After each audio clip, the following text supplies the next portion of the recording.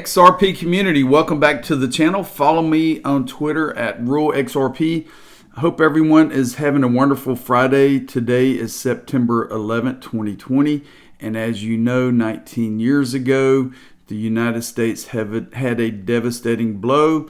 A lot of lives were lost, and thoughts and prayers go out to those and those families that had to experience this. I was on vacation that week when I worked at Coca-Cola. And my ex-wife woke me up right before the second plane hit the towers. So, thoughts and prayers to those. It's a day to remember, and it's a day we will never forget. All right, let's get into this. I'm not a financial advisor. I do provide information to the XRP community as well as the crypto community. And if you're new to this space, welcome to the world of cryptocurrency. I have been in this space for 3 years doing research, investing, and there is a lot of exciting things happening today. I'm going to cover a couple of things, and I'm going to leave all the links in the description below. First of all, we're going to look at the pricing. Today at coinpaprika.com, the market cap total crypto is $338,893,000,000. Bitcoin is currently at $10,317. It's up 0.22 for the hour. Ethereum is 368.14, 0.81. XRP is 24.1 cents, down 0.03 for the hour. And of course, we're going to come down and look at VeChain. It is 1.2 pennies, 1.2% increase for the hour. All right, XRP Rich List stats. As you can see daily, I'll leave a link in the description. This is a page that shows all of the XRP wallets by range and by percentage of accounts and by number of accounts. And as you can see, the 10% range is up to 3,116 XRP. And people are, this is since June 19th, they are buying and they are accumulating XRP in their wallets. This is very exciting. A lot of people are buying and holding because December 12th, the Flare Networks will be doing the Spark token drop to all that have crypto wallets set up to receive the Spark token. All right, let's get into this. This came out today at technode.com. And I'm going to read this article. It's pretty interesting, and there's a couple of things I want to cover after I read this article. Is crypto mining really moving to North America? Chinese miners are not fleeing, but North America is hitting the gas on a challenge to China's mining dominance. Since 2018, there have been talk about China losing its crypto mining lead to North America. The ideal made headlines again in early 2020 after Barry Silbert, founder of the $3 billion crypto investment fund Grayscale, put a big bet on mining in the U.S. China's status as the world's crypto mining leader has gone unchallenged for at least 5 years. The country is home to the biggest equipment manufacturers and accounts for almost 65% of the global Bitcoin hash rate, a measure of computer power on the network, data compiled by researchers at the Cambridge Center for Alternative Finance. We've seen claims that Chinese miners are going to America to escalate regulations and that Americans are jumping into the industry themselves. We wanted to know if either checked out, so we made some calls. 6 China-based miners and industry leaders contacted by TechNode said that they have no intention of moving their operations to North America, but industry watchers said that there are signs that the industry is preparing for takeoff in North America. Tech War Crypto Mining Edition. Can this traditionally Chinese wildcat industry flourish in North America? Barry Silbert's US-based blockchain group DCG made a big bet that it can. In late August, DCG announced that it committed to invest $100 million through 2021 in a crypto mining investment company it founded in 2019, Foundry. From its base in upstate New York, Foundry wants to challenge China's crypto mining dominance. It plans to build its own mining operations and finance other companies to do the same across the US and Canada. Foundry's mission could have support from Washington. The centralization of the $215 billion Bitcoin network at the time of writing has rung alarms in the U.S. Just yesterday, a Congress committee debated a bill to support U.S. competitiveness in blockchain technology that could include crypto mining. It's not just North America that wants the challenge. Kazakhstan and Iran have made moves to support local crypto mining industries. Mike Collier, Foundry's new appointed CEO, told TechNode that concerns around centralization are essentially about security, which are not specific to China. It's not about North America versus China or U.S. versus China. It's about strengthening this decentralization and the security of the Bitcoin network, he said. Transactions on Bitcoin's ledger are not verified by a single authority, but instead rely on consensus among the majority of the users.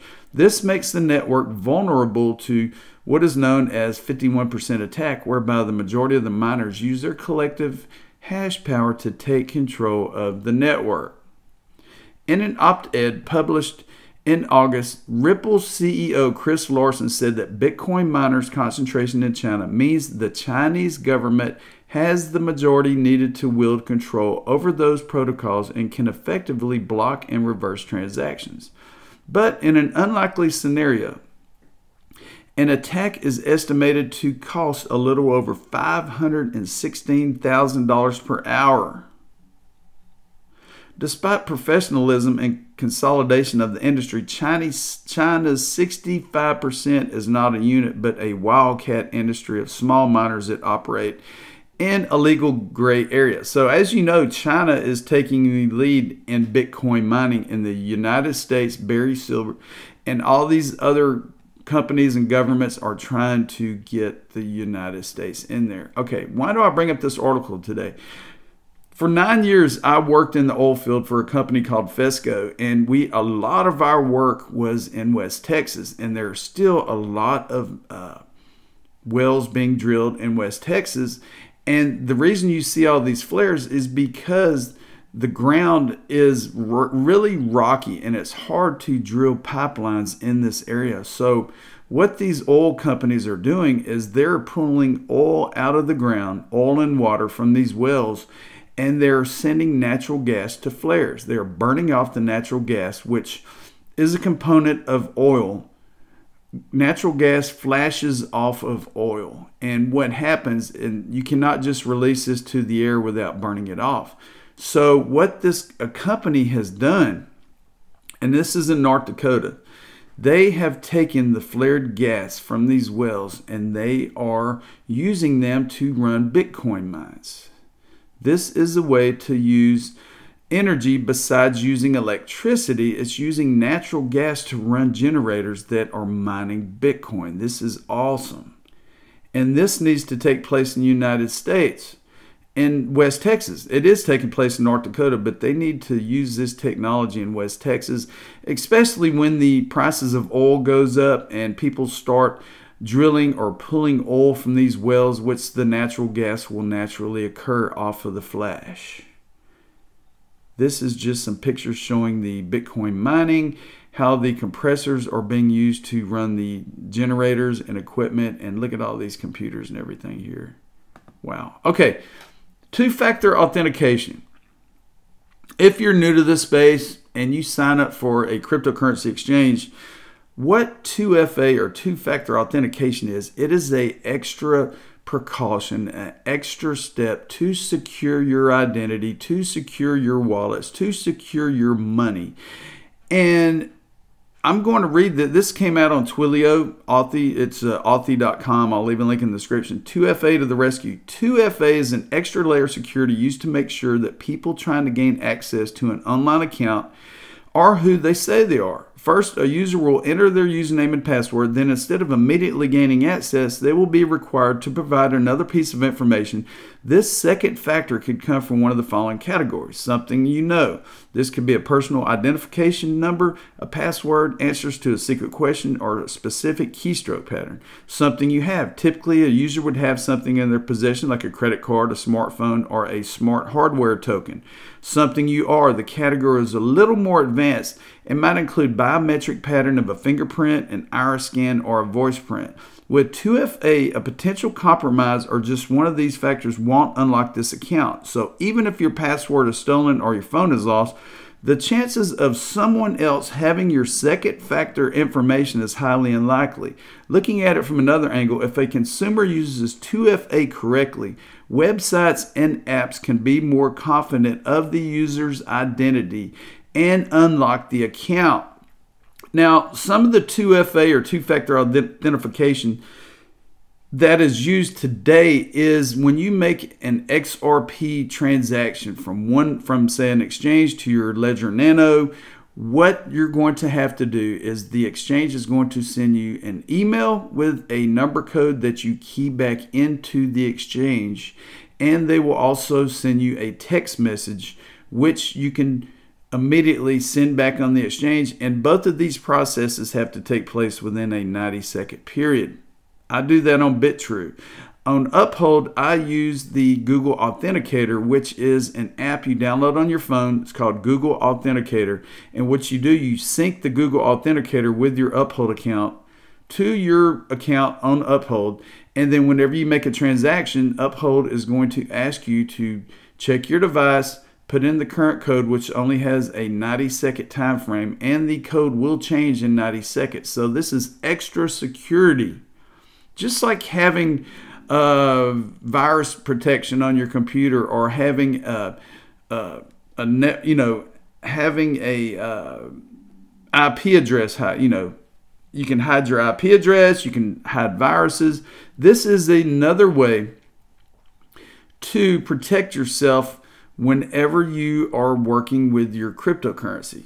Okay, someone asked me, I have a Titan security key, and what this is, they have a Bluetooth version, they have a USB version, and all of these work the same. And what it is two-factor authentication.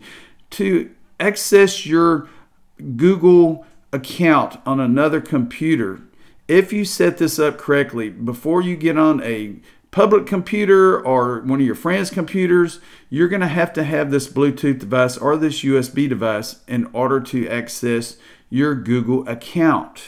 You could also set this up on different websites and servers, but this is an extra precautionary item that you can use to protect yourself from hackers. Now, this is how the 2FA works with the Google Titan Security Bundle. It's the second step after entering a password, although that is often played out in practice. Instead, 2FA combines two different authentication mechanisms.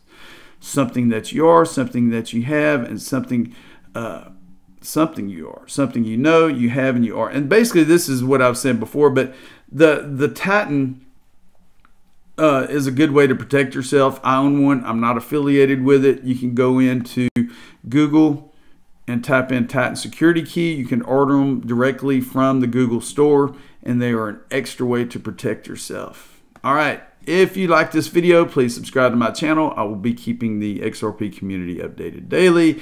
I'm just rambling a little bit this morning and getting a little bit of news and a little bit of information out there. If you have any questions, shoot me a message on Twitter at RULEXRP, and I will talk to you soon. Have a wonderful Friday. Be safe this weekend. We'll see you soon.